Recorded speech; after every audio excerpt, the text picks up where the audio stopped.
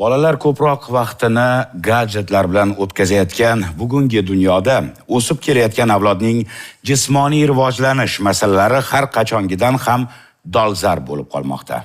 Sog'liqni saqlash vazirligining ma'lumotlariga ko'ra, so'nggi 5 yil ichida qomati buzilgan bolalarning soni 27%, ga, bolalar semizligi holatlari esa 18% ga oshgan. Bunday tashvishli raqamlar aynan yoshlikdan sport mashg'ulotlarini to'g'ri tashkil etish qanchalik ahamiyatli ekanligi haqida o'ylashga majbur qiladi. Assalomu alaykum. Bu o'zimizda tok shousi va studiyamizga ekspertlarimiz tashrif buyurishgan va dastlabki savol aynan bolalarni sportga necha yoshdan jalb qilishni boshlash kerak? Bolalarni sportga jalb qilishda 3-5 yoshlar tavsiya etiladi.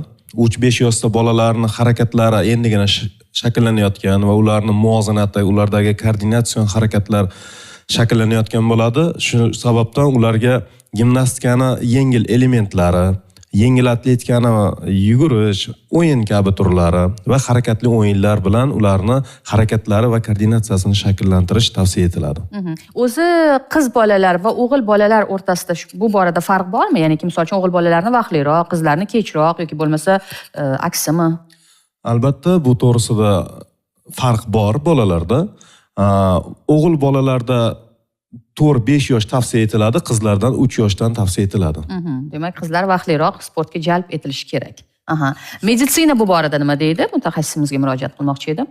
To'g'ri, bolalarni sport bilan shug'ullanishi uchun ularni yoshiga, bo'yiga, jismoniy rivojlanishiga, keyin o'tkazgan kasalliklariga, imkoniyat darajasiga qarash kerak. Undan tashqari sportga berishdan oldin albatta farzandlarimizni tibbiy ko'rikdan o'tkazish kerak va mutaxassis maslahatini olib, o'sha bolaga mos bo'lgan sport turiga berish kerak. Bugungi kunda farzandlarimizni eng rivojlangan mushaklari qayerda desang, barmoqlari deya javob berasan, ham kulasan, ham yig'laysan, chunki ular gadjetlarga, ular bilan vaqt o'tkazish kerak bo'lsa, o'sha o'yinlarni o'ynash bilan o'z vaqtini o'tkazmoqdalar. Ana shu qandaydir bir oilaviy strategiya ishlab chiqsakmikan, qanday qilib ularni aynan gadjetlardan voz kechib sportga o'zini mehrini tashlashga undasak bo'ladi biz ota-onalar.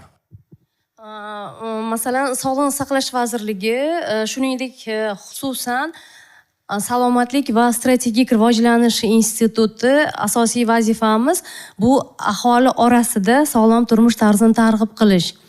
Shu bo'yicha mana oxirgi paytda, oxirgi yillarda davlat hukumatimiz juda ham katta ahamiyat berdi.